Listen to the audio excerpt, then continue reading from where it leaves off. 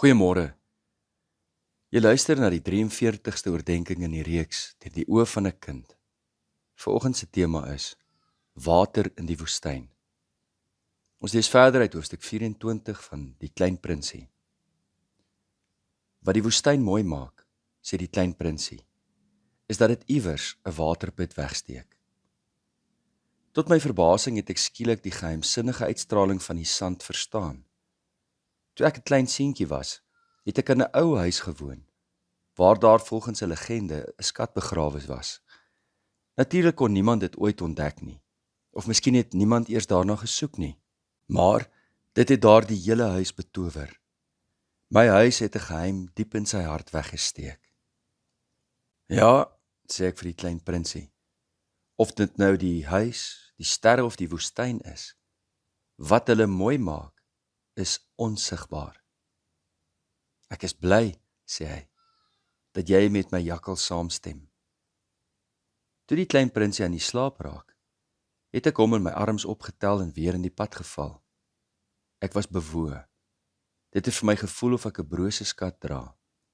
Dit het selfs vir my gevoel of daar niks broser op die aarde was nie. Ek het in die maanskyn na daardie bleek voorkop gekyk, die toe oë, die haarlokke wat in die wind dwarrel, en vir myself gesê, wat ek hier sien is bloot 'n omhulsel.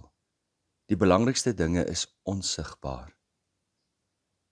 Terwyl sy halfoop lippe effens glimlag, sê ek vir myself, wat my so ontroer van hierdie slapende Klein Prinsie, is sy lojaliteit aan 'n blom.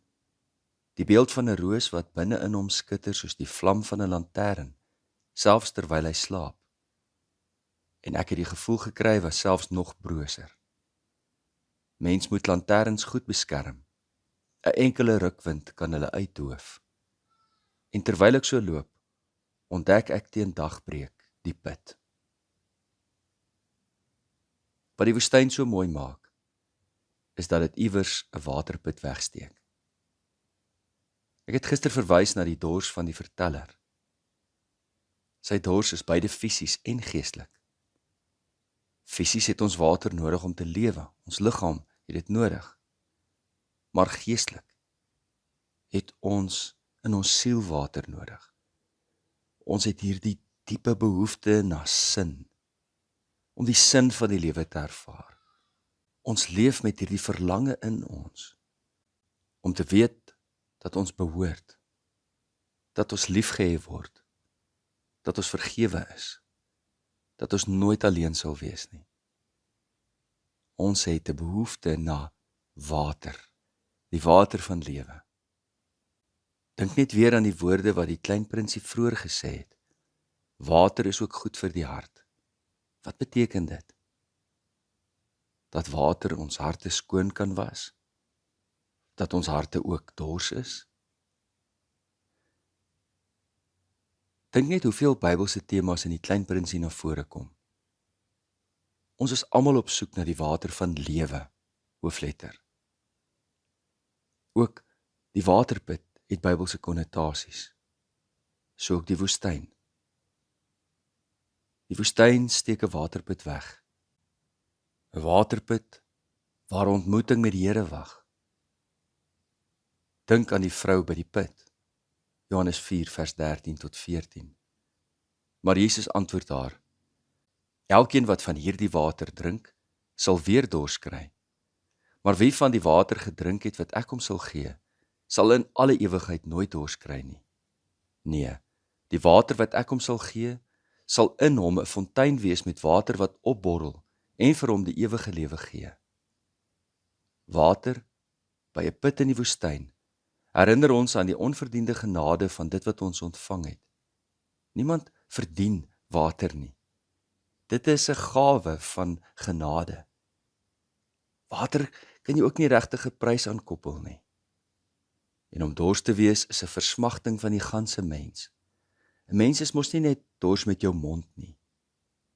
Ja, jou mond mag droog wees, jou tong mag aan jou verhemelte kleef, en jou lippe mag bars, maar die dors lê in elke sel van jou liggaam, elke deel van jou bestaan. So is ons afhanklikheid en ons versmagting na die genadige God van lewe. Dit is insiggewend hoe twee teenoorstaande simbole so kragtadig by mekaar behoort. Woestyn en water. Die woestyn is die plek van beproewing, van dors, van rondreis sonder rigting. Dikwels is dit die plek waar jy die vastigheid wat jy gehad het moes verlaat, op soek na 'n nuwe tuiste. Jy's nog hier, nog daar, soos Israel uit Egipte, op pad na Israel, die beloofde land. Selfs al is dit sleg waar jy was die sekerheid ten minste daar. Maar een ding is seker, ons maak ons los van wat agter is en beer ons voort om te kry wat in die vooruitsig gestel word. Dis juis in die woestyn waar water die sigbaarste is, die duidelikste is, die nodigste is. Alle ander dinge val weg. Ons lees dit nie altyd so raak nie en ons koppel nie altyd so diepe betekenis daaraan nie. Maar Jesus het eers 40 dae in die woestyn deurgebring voordat hy sy openbare bediening begin het. Enige iemand wat die kerkgeskiedenis al ooit bestudeer het, sal dit sien. Hoe woestynervarings mense se lewens verander en vir hulle helderheid bring, sekerheid bring, vasberadenheid en deursettingsvermoë. So leer die klein prinsie ons, dat die dorre woestyn van die lewe 'n waterput wegsteek. Moenie moed verloor nie. God is in woestyne. Daar het hy vir Moses gaan haal. Daar het hy Israel versorg. Daar het hy aan Elia verskyn in die fluistering van die windstilte. Daar het Jesus die versoekings van die Satan oorwin en die het verslae weggevlug. In die woestyn, by sy waterput, sal die Here jou vind. En daar sal jy die water van die lewe drink. Kom ons bid saam. Ons gebed vanmôre kom uit die Groot Gebedeboek en is verwerk uit T.S. Eliot se Choruses from the Rock.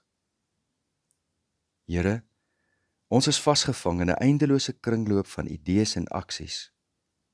Deur nimmer eindigende ontdekkings en eksperimente vermeerder ons kennis van vooruitgang, maar nie van stil word en stil wees nie.